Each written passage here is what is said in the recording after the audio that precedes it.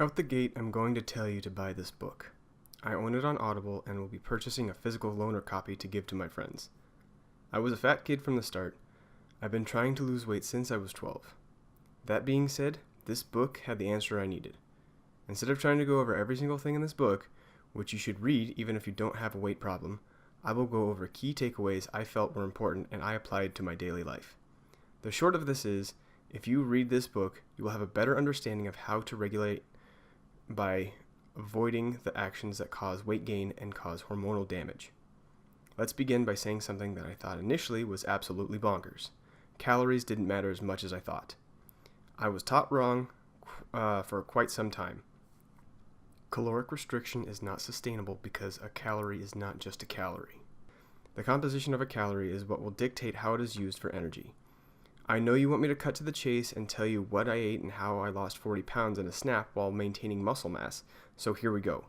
Weight gain is a hormonal problem, not a caloric one. Seriously, buy this book.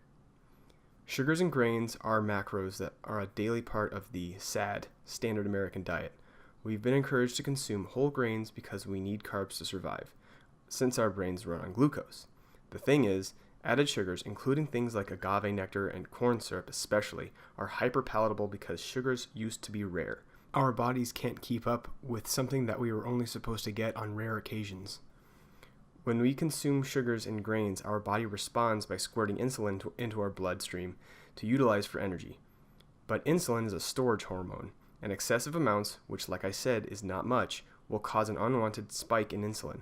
When this happens on a consistent basis, you will get insulin resistance, which means more insulin pumps through your veins consistently, causing more storage and more resistance.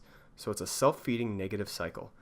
I was told that snacking throughout the day would speed up my metabolism, but it only did that when I ate and caused insulin to rise, which caused more insulin resistance. Sugar and processed grains are a drug. Consider it like beer, if you will. If you consistently drink beer on a regular basis, you build the tolerance, which gives you the bragging rights to show how much beer you can drink.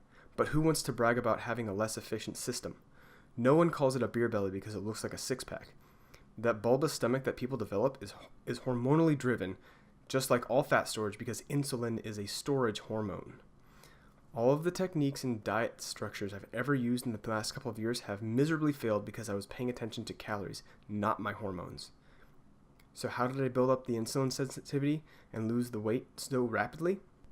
2 super techniques and a couple other helpful ones that you can talk to your doctor about, and I'm sure they've already been made well aware of. Make them buy this book too. If your doctor doesn't know how hormone structures work, I would find a new doctor. Intermittent fasting is the first technique I used. The reason why intermittent fasting worked for me is because I was losing my tolerance to insulin. I wasn't snacking all day, so insulin wasn't constantly pumping through my body. I drank a lot of water to make sure that I stayed satiated, but there are many liquids that I drank that had minimal effect on the insulin secretion, such as coffee, tea, and other things with zero carbohydrates. So we know it was effective by moderating my hormones, but how did it help me lose weight? The human body is very efficient and wants to preserve lean mass over fat mass, and will secrete human growth hormone to stop the muscles from being catabolized. When I wasn't eating, my body was mobilizing the fat stores for energy, converting them using gluconeogenesis. This had an amazing effect on my brain, and it felt like I was high in a good way. So that is how fasting worked for me in a nutshell. On to the next.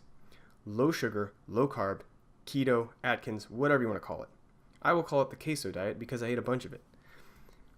The things that I was eating were foods that had a low impact on insulin secretion and had either high fat or high protein. That isn't to say I had no carbohydrates. Carbohydrates aren't the enemy. Just sugars and grains because they have the most impact on insulin. I've gotten to love cauliflower, broccoli, Brussels sprouts, almonds, macadamia nuts, and all sorts of things my body craves its carbohydrates from. I stopped going to the big name place that sells Americanized tacos, burritos, taco-ritos, cheese-aritos, and whatever. I still had my vices, however, and needed to indulge. I found that I could eat hot wings whenever I felt, and even when I had a terrible food craving, they had minimal impact on my insulin and still gave me my fix. The technique here was replacing a really bad food with something that may have been more calorically dense, but far less impactful on the insulin production. Someone is going to chime in with gluconeogenesis, where the body can convert proteins into sugar. Don't worry, I already thought of you. Gluconeogenesis happens as needed only, so chicken wings won't turn into a piece of cake in your bloodstream. What I can tell you is eating hot wings was a piece of cake for me. Stress management. This is important as we as humans are living in one of the most stressful times in our existence. I managed myself by keeping cortisol production low.